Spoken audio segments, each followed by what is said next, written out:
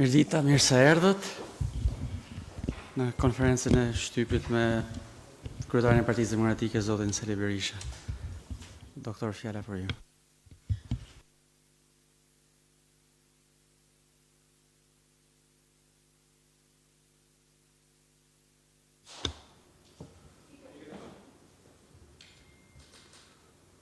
Kjo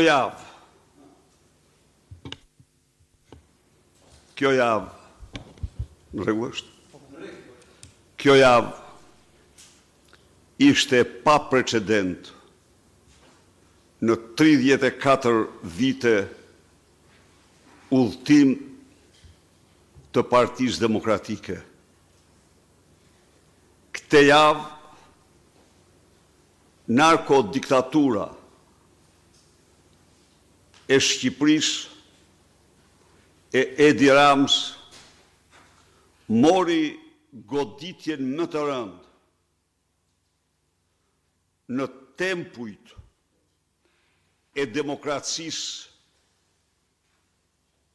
europiane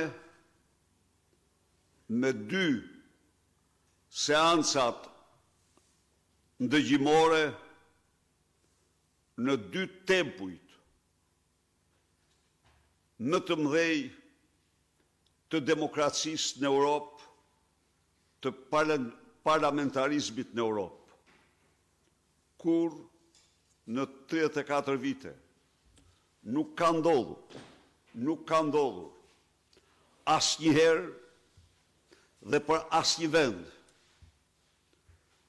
që në një javë të mbahen 2 seanca të një rëndësie të veçantë, të kushtuara të njëjtit vend, në Këshillin e Europës, në grupet parlamentare të Partisë Popullore Europiane dhe grupin parlamentar të Europianëve konservator, dhe dje në një seancë tjetër, kushtuar po Shqipërisë, kushtuar po të njëjtat problemeve, në Komisionin e Jashtëm dhe të Sigurisë të Parlamentit Europian.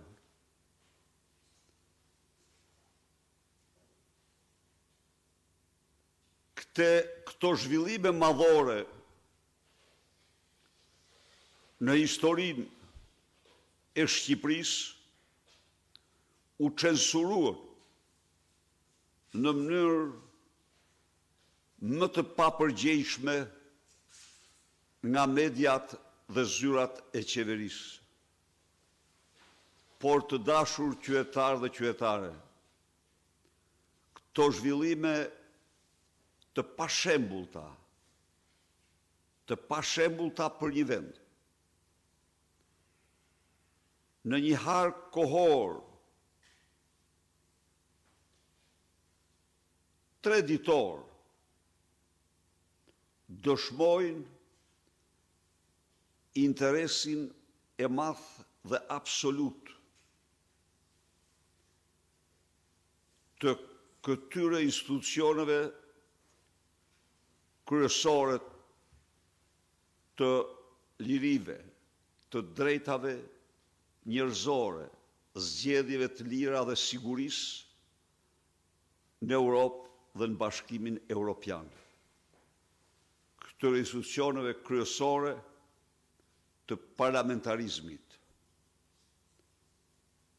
Për narkoshtetin po bien kambanat. Kjo është e vërteta e këtyre 2 sesioneve, do t'i quaja të jashtëzakonshme, sepse nuk janë quajtur ato, por e vërteta është se nuk ka ndodhur ndonjëherë në historinë 34 vjeçare që këto 2 institucione në një harë kohor treditor të kenë çështje në agjendën e tyre, Shqipërinë, problematikat e saj madhore zgjedhjet e dhunuara sistematikisht, krimin e organizuar që ka kap majën e shtetit, terrorin politik dhe shtypjen e opozitës. Nuk ka veçse një mirënjohje të pakufishme ndaj drejtuesve të këtyre institucioneve që përparësuan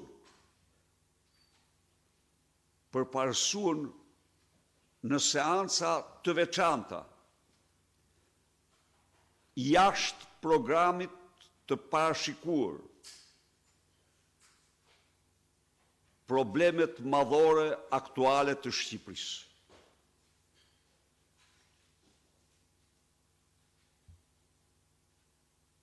Unë ju informova ju lidhur me seancat që u zhvilluan në grupet parlamentare të Qendrës Djathtë dhe të Djathtës konservatore në Këshillin e Europës, takimin që zhvillova me presidentin e Asamblesë Parlamentare të Këshillit të Europës, zotin Rusopoulos, takimin me delegacionet e disa vendeve anëtare. Por dje në Parlamentin Evropian, në institucionin më të fuqishëm vendimarrës të Europës, në institucionin më të fuqishëm ligjbërës të Europës, në komisionin më të rëndësishëm të këtij institucioni, Parlamentin për Politikën e Jashtme dhe Sigurinë, u zhvillua një seancë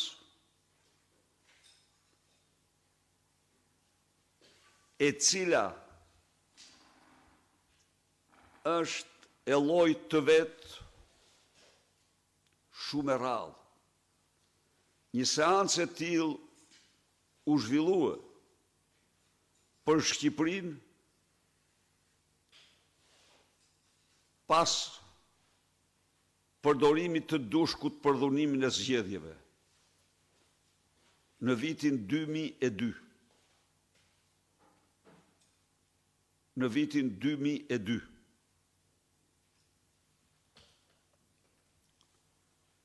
Dhe konkludoj me një rezolutë historike për Shqipërinë. Europa është e vendosur që Shqipëria të bëjë zgjedhje të lira. U them shqiptarëve me bindjen më të thellë. Europa është e vendosur të jap atë që meriton të gjithë atyre që kërkojnë t'i privojnë shqiptarët nga e drejta e votës lirë dhe tentojnë të kontrollojnë atyre vullnetin.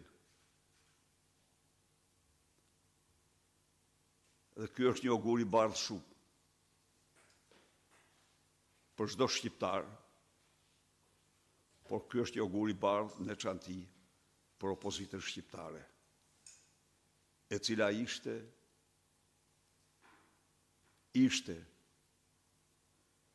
e pranishme, paraqiti me vërtetësi të madhe të vërtetat lakuriq të realitetit të narkoshtetit Edi Ramës. Dje, në seancën kushtuar Shqipërisë në periudhën parazgjedhore, eksepsion në llojin e vet, nofta e pa zhvilluar ndonjëherë parazgjedhje për ndonjë vend. Por me vullnetin më të mirë që shqiptarët votojnë të lirë. Pati debate të gjëra,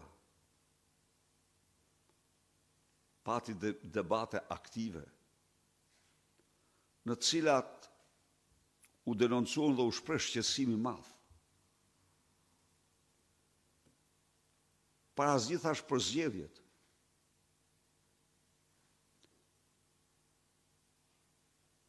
U shpreh shqetësimi më i madh për industrinë e blerjes votës të Edi Ramës. U shpreh shqetësimi më i madh dhe u denoncuan pjesëmarrja aktive e krimit organizuar në krah të Edi Ramës.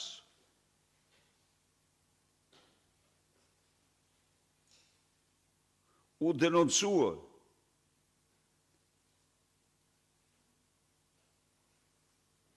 denoncua manipulimi i madh me listat, por dhe angazhimi i baronëve të drogës dhe të krimit për të deformuar vullnetin e qytetarëve shqiptarë.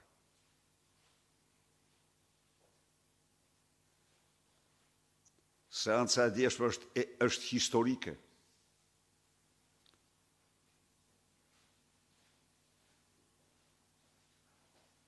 Është historike. Edi Rama mund ta censurojë këtu me mediat e tij të mëdha, po ajo rezonon fuqishëm në Europë dhe në botë. Në këtë seancë, parlamentarët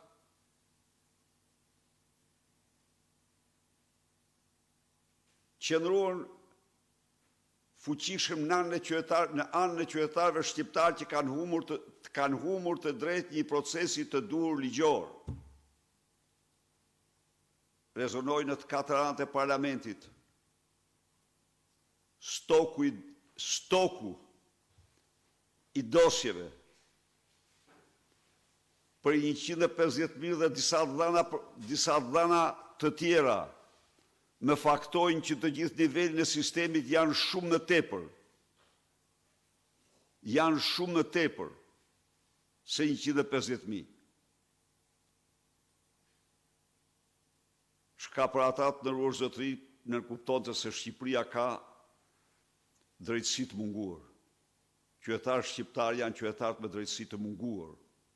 Dhe s'do mund t'ja u fsheh kush më këte. Asë kush s'mund t'a fsheh këte. Parlamenti Europian qëndroi në anën e qytetarëve shqiptarë. S'do mund t'ja u fshes kush më. Dështimin spektakular,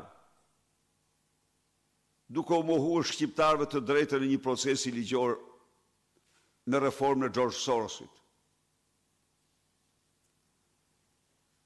Kjo është shpresë e madhe për një mbështetje të fuqishme të këtyre institucioneve për reformën dhe për të dhënë përgjigje sa më të shpejtë kësaj gjendje katastrofale që lidhet me të drejtën e shqiptarëve për të patur një proces ligjor. Unë u them se nuk me asgjë s'mund të mashtrohet ky fakt. Është pesfishuar.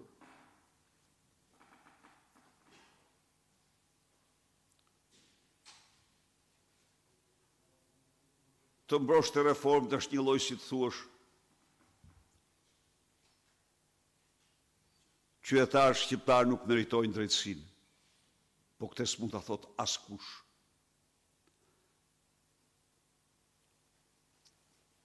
Në burgjet shqiptare është një katastrofë vërtet, dhe kjo pasojë e kësaj reforme dhe karakterit policesk.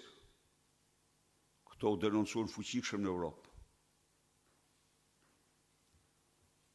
Qytetarë shqiptarë duhet ta dinë se 1/3 të burgosëve janë plotësisht të pafajshëm, pa asnjë akuzë.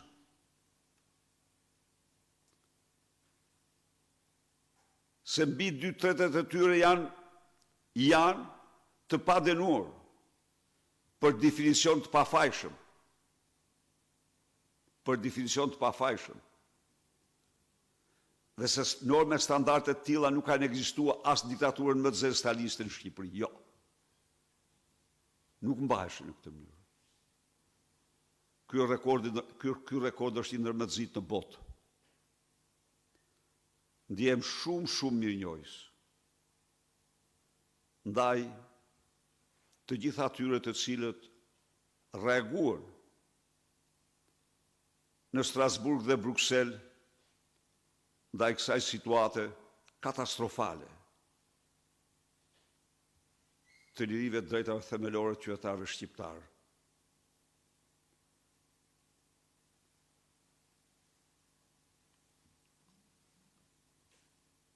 Në Bruxelles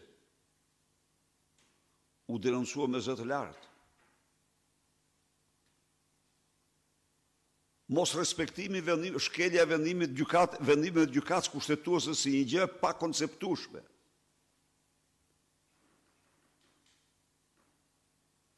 Si një gjë e cila nënkupton asgjësim në shtetit ligjor. Në qoftë se vendimet e gjykatës më madhore të vendit nuk zbatohen, kjo në një farë mënyrë përbën një grup shteti, ku kreu padrino i Shqipërisë ka marrë gjitha pushtetet dhe ato të gjykatës kushtetuese. Kjo ishte një habi, por opozita ka bërë punën e saj. Dhe këto dy ngjarje madhore ndodhin pas 3 rezolutave të mëdha ndërkombëtare, të cilat, si të thuash, u komentuan si janë partjake, o mos harroni, se janë partitë që qeverisin botën në ato rezoluta. Dhe ja ku janë tani institucionet që dominojnë, janë partitë që dominojnë në këto institucionet cilat organizuan këto ngjarje madhore për Shqipërinë.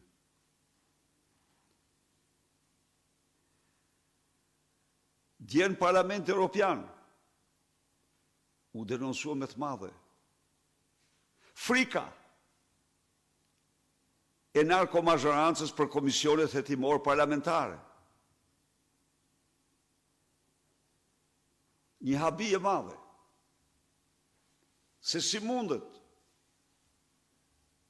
të bllokohen komisionet hetimor parlamentar, vetë kuptohet që ata e din mirë se komisionet hetimor parlamentare e Dirama i bllokon, i tmerruar nga ajo që pa me komisionin hetimor parlamentar të djegsave, në të cilën a i doli më bloz se bloza. Më bloz se bloza. Kjo është e vërteta. Pra, seanca, në seancë dolen në shesh, në pa, doli e gjithë shëmtia e narkoshtetit shqiptar, që nuk respekton asnjë ligj, asnjë vendim, asnjë nen të kushtetutës vendit.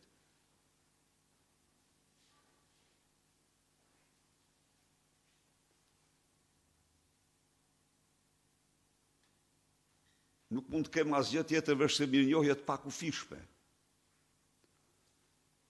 Por të gjitha ata që organizuan radhë parë të ngjarje madhore në mbështetje të demokracisë në Shqipëri, të votës së lirë të qytetarëve shqiptar, në denoncim të hapur të dhunuesve të kësaj vote, të Edi Ramës dhe shpellave të tij të krimit në organizatat kriminale që i josh dhe i tërheq në zgjedhje. Dje ata kanë marrë një paralajmërim më të fuqishëm që kanë marrë ndonjëherë. Sa ata po vëzhgohen, sa ata po mbikëqyren, sa ata do ndëshkohen.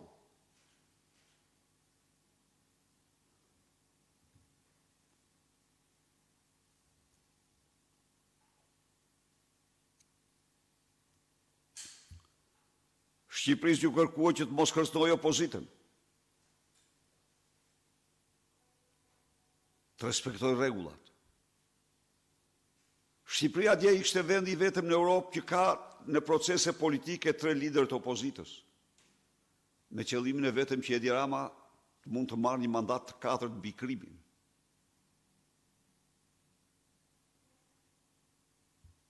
Unë mendoj se ky ishte një mbështetje jashtëzakonshme, për çdo qytetar shqiptar. Dje pasaporta europiane e Edi Ramës u grisë. Mashtrimi i tij me pasaportën europiane mori fund. Maskat ranë të dashur qytetare. Pavarësisht se Edi Rama me zyrat e tij u fshehu nuk transmetoi seancën dëgjimore të zhvilluar në Parlamentin Evropian, në Komisionin ku ishin pranishëm i gjithë spektri politik i Parlamentit Evropian. I gjithë spektri politik. Dhe përpiqet që me censur t'i ignoroj, garantoj çdo shqiptar se ato do johojnë fuqishëm, gjersa shqiptari i fundit të votoj qytetari i lirë në këtë vend. Falemnderoj shumë të gjithë atyre që organizuan këto seanca të një rëndësie historike për Shqipërinë. I hapur për pyetje, por po të dëshironi të qëndrojmë në këtë temë se zyra e Edi Ramës po bën gjithçka të censurojë këto zhvillime madhore, të cilat janë madhore jo vetëm për një vend, por për gjithë Europën. Zoti Berisha Andon Kello nga BC News. Ditën e nesërme ju çelni fushatën elektorale. A është rastësi që data që keni caktuar korespondon me 40 vjetorin e vdekjes së Enver Hoxhës, ish diktatorit shqiptar? Dhe pyetja e dytë, a keni ju një parashikim si kundërshtari juaj se sa mandate merr koalicioni për Shqipërinë Madhështore më 11 maj? Faleminderit. Tjetër, do të përgjigjem po, masi të moroj me temën. Zoti Berisha, në 6 muaj jam miratuar 3 rezoluta dhe jam bajt 2 seanca dëgjimore. Çfarë ju bën juve të mendoni apo të besoni se në 11 maj do të respektohet vota e lirë?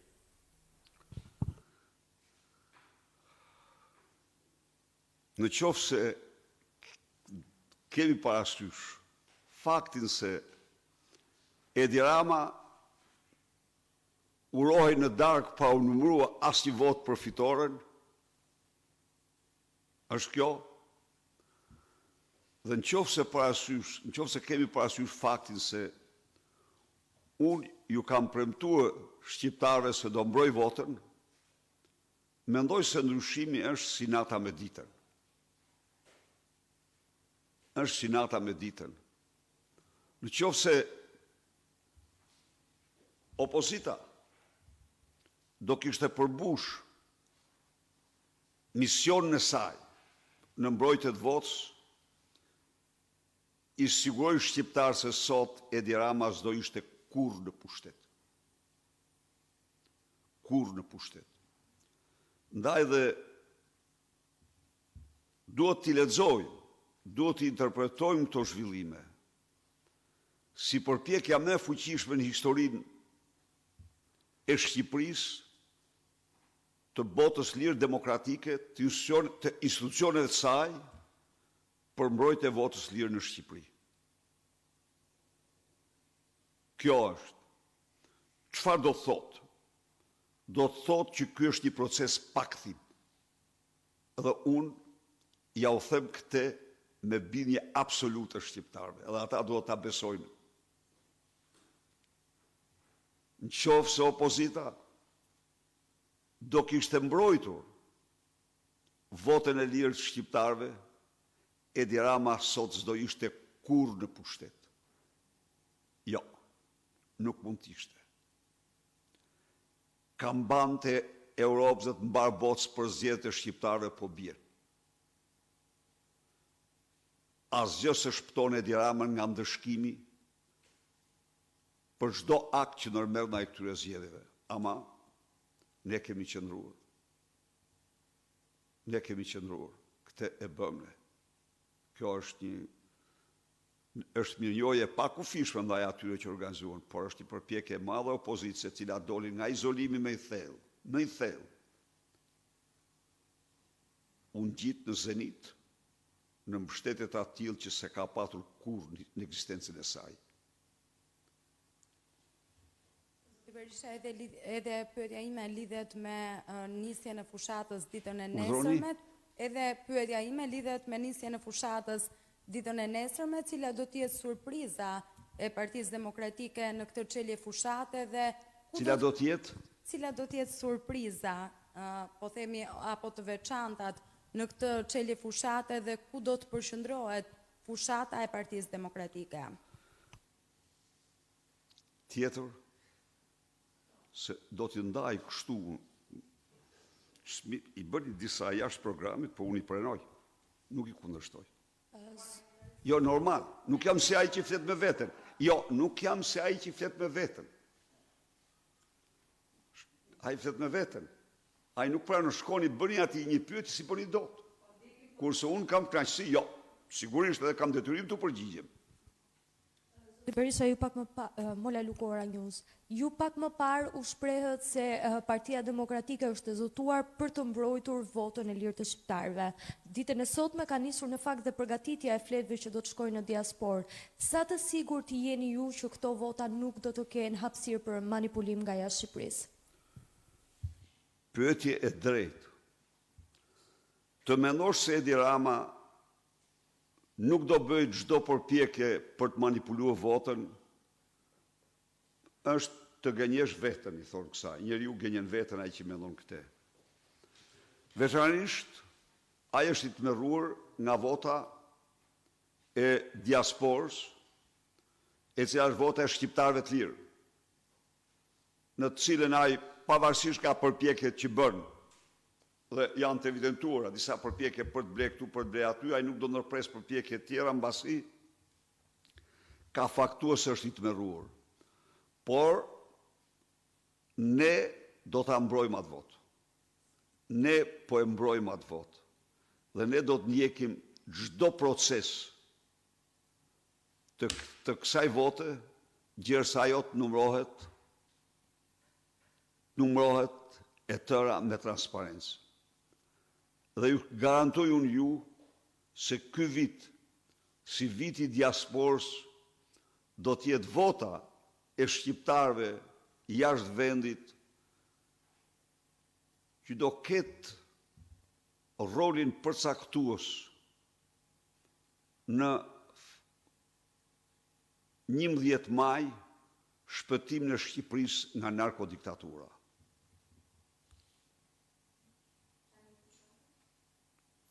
Tani, pyetja e parë kishte bënte me koincidencat. As i lidhje s'kan ato. Nuk kanë lidhje. Tani, themi të vërtetën. Po ta bënte Partia Socialiste, i cili e ka atë shpirtëror dhe ka lidhje në krim me nomenklaturën e Edi Rama, edhe mund të shkon të menja, po jo, s'ka asnjë i caktuar dita që duhet bërë, dhe është dita e fitores. Kjo ditë është i shtytje, kjo një datë është i shtytje më e fuqishme akoma për demokratët për të fituar me datën 11 maj. Pyetja e dytë ishte, pyetja e parë ishte e dyta. A keni një parashikim se sa mandate merr opozita në 11 maj? Siç e kam theksuar, unë nuk jap kur përqindje dhe numra, sepse unë nuk jam profet. Nuk marr rol profeti. Ajo çka bëj unë, dhe po përpiqem me gjithë forcën time, të siguroj një mbështetje madhore kombëtare të qytetarëve shqiptarë dhe ndërkombëtare për fitoren e 11 majit. Dhe besoj se këto janë evidente. janë evidente. Ju shifni entuziasmin që ekziston dhe optimizmin e lishëm që ekziston sot në Shqipëri. Ju e keni konstatuar dhe konstatoni super entuziasmin që ekziston në shqiptarët jashtë vendit për këto zgjedhje.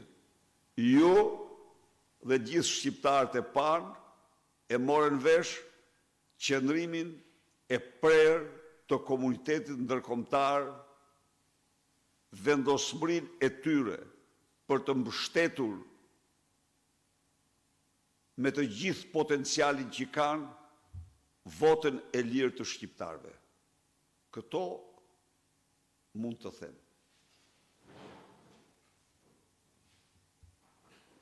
Fushata surprizë, po në qoftë se thuhen surprizat sot, atëherë, për ato janë jo. Edhe, problemi është se çifti dashurohet muaj apo vite, po e ka një ditë që ndryshon dhe paraqitet krejt tjerë dhe të gjithë, pavarësisht se i kanë pa qindra mijëra herë, vrapojnë të shohin atë ditë si çift, me kostumin e nusrisë. Ndaj dhe të gjitha surprizat janë nesër. Ju falemnderit.